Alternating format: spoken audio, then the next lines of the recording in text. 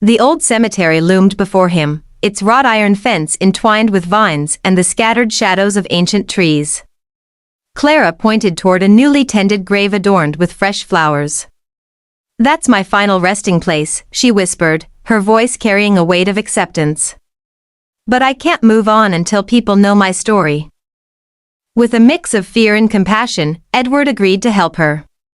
He could sense the urgency in her plea, a calling to share her pain, love, and the loss that had marked her existence.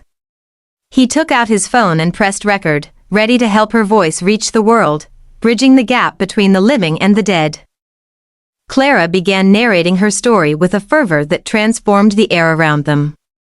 She spoke of her art, how it became both her lifeline and her curse.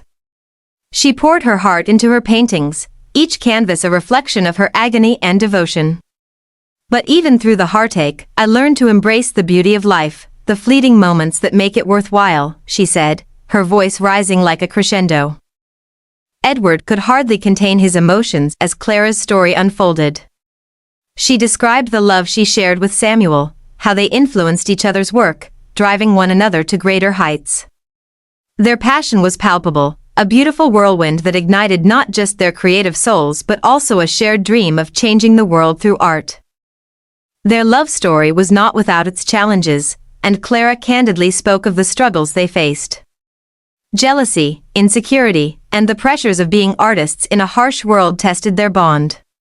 Yet, through it all, they found solace and strength in one another.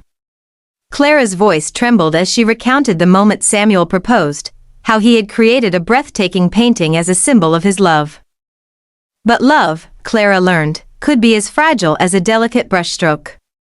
The accident that took Samuel away was sudden and devastating.